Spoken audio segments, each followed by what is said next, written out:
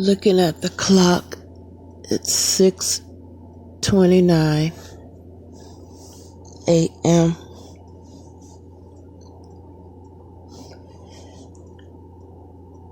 I'm going to talk about the dream I just had. And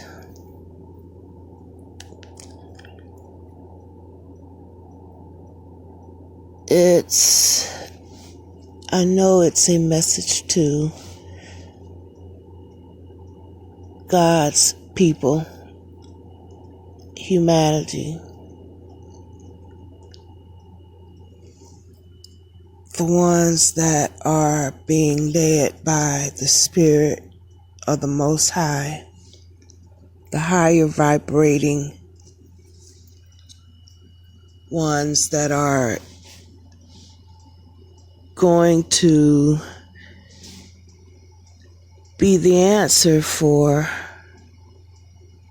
humanity. I mean, to be able to walk in the calling of what we're being directed, inspired, guided to do. Anyway,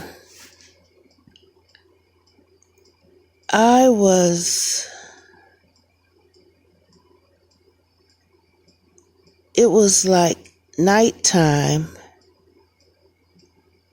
and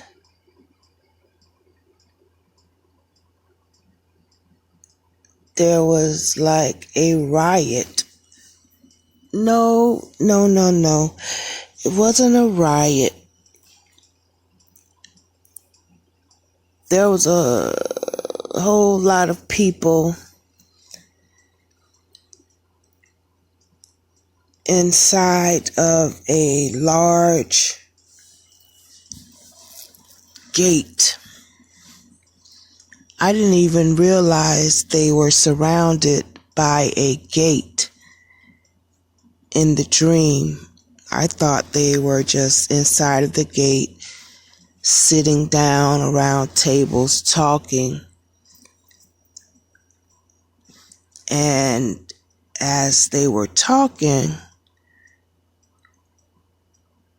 I noticed at one table they were talking like it was a prison, like they were captives. So in the dream, I'm looking around because I was sitting at a different table, I'm thinking everybody was free, just sitting around. But in the dream, I hadn't realized they were surrounded by a tall gate until the next table beside me were talking as if they were captivated. So I look around, and sure enough, there's a big tall gate, and then I noticed two white guards sitting outside of the tall gate at a distance. They were outside of the tall gate, sitting at another table, like they were watching or just, they were the guards, I guess. They were sitting down. It was two of them. So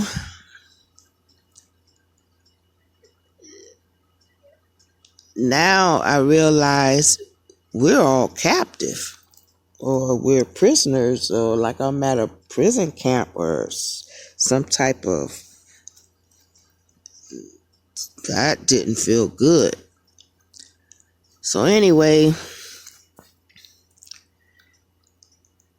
I guess everybody was led back into the building inside. So immediately my thoughts was, I've got to find out what this about, or how could I help to get us out of here. Or so immediately I kind of wanted to be involved with the leaders, the rule makers, or somebody in charge. So I wanted to be on that board.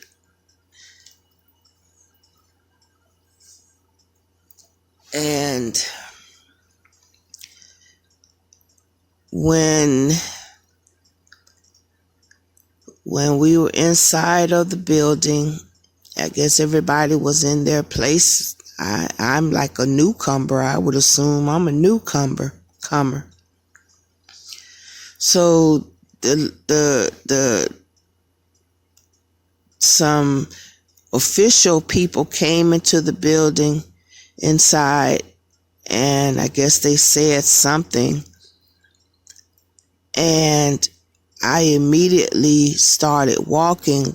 As they were leaving, I immediately started walking behind them, because they were telling, I guess they were telling some rules or something. They were speaking rules or something. So after they finished speaking the rules, I immediately started walking behind them, few steps behind them, and followed them into another room. And I'm thinking I was the only one, because I was going to discuss the rules with them. You know, like, hey, can we all come together and reason together, and let's see what's what?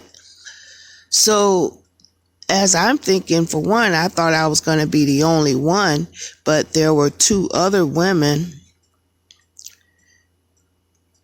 that came in the room as well. They were not official people. They were spokespeople for the group, the captives, the prisoners, or, you know, they were spokespeople to women. The two women were dressed like gang, I don't know, they just looked rough. They looked tough, mean, you know. They looked boyish, like tomboys, you know. Mug face, like they mugging you, you know, like got that mug, that mean look, you know. Two of them. But they weren't talking wisdom. They were like talking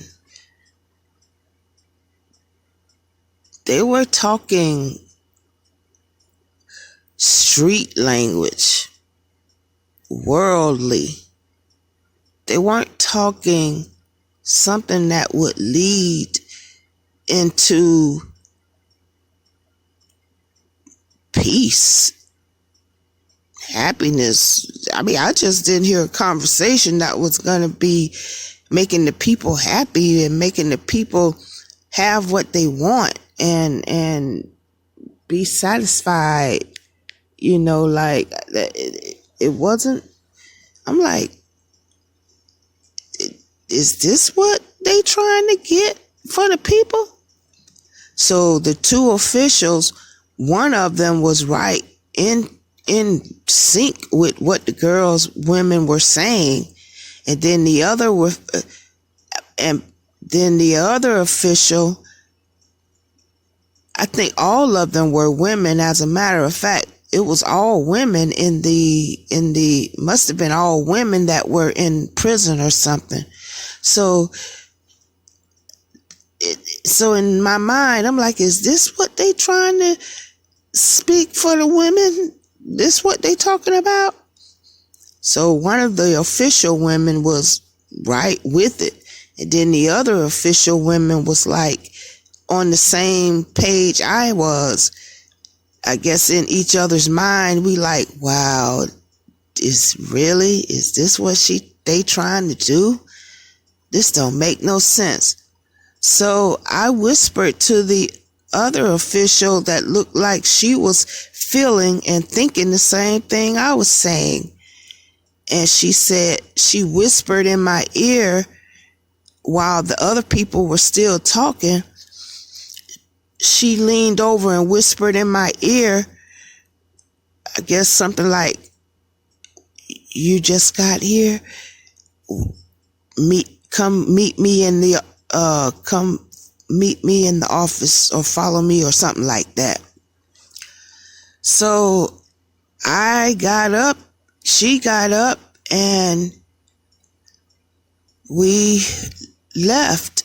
And the next setting of the dream, I was in a home.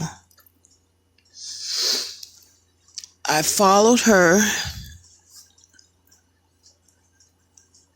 and we were in a home.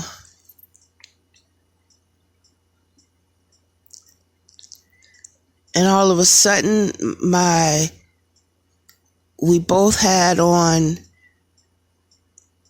business attire, business attire. And the reason I'm saying that is because the minute I walked in the house, nice carpet, nice furniture, she took off her shoes. I could tell she was home. She took off her shoes. She had on stockings, her skirt and jacket, put down her briefcase or purse or whatever.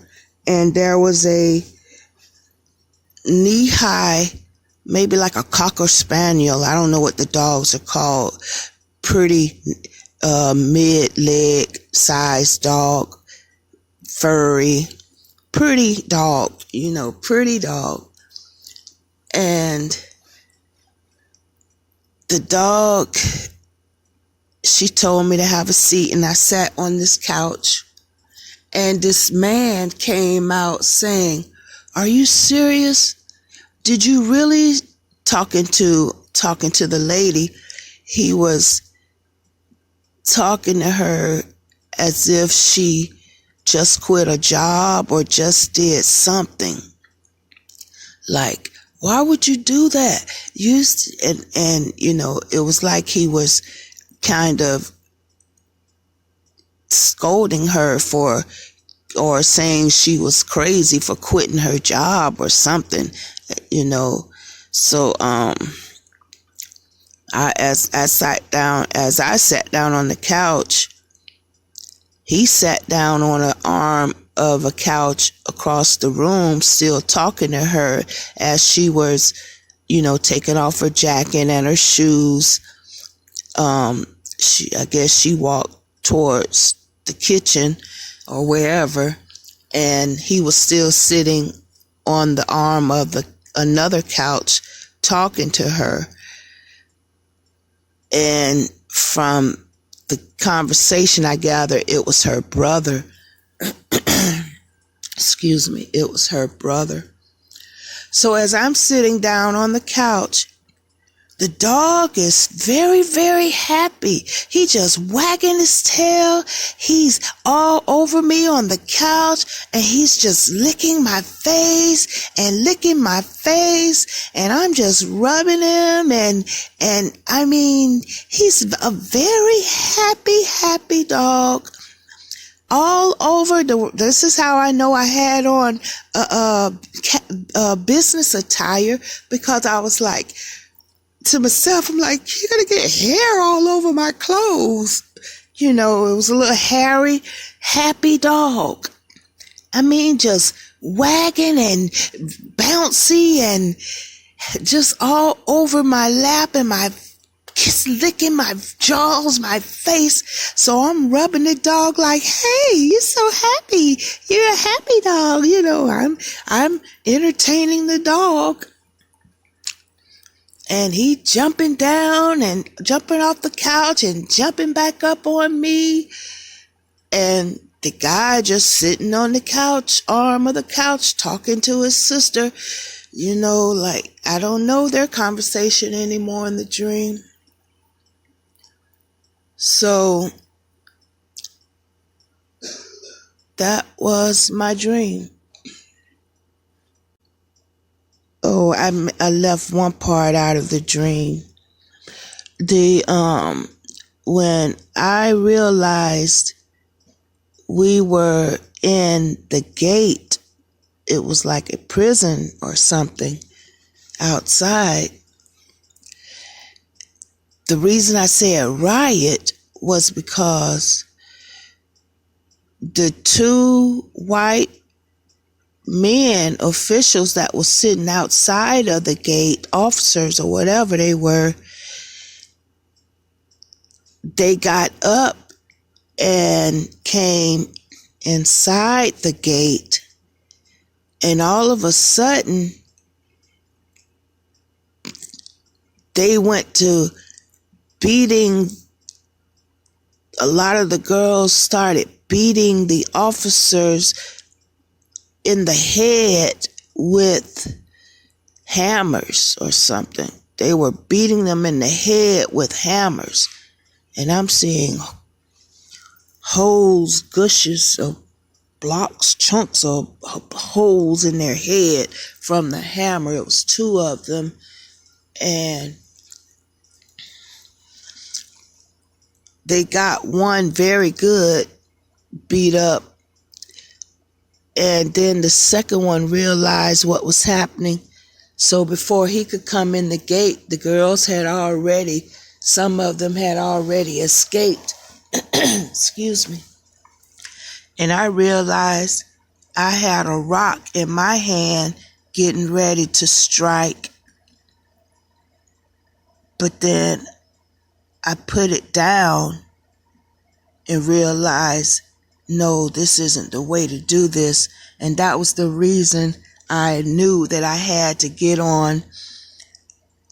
with the official people that make the laws or the rules or whatever, and get, to speak for the women in that way, or to get our freedom, talk about our freedom or whatever.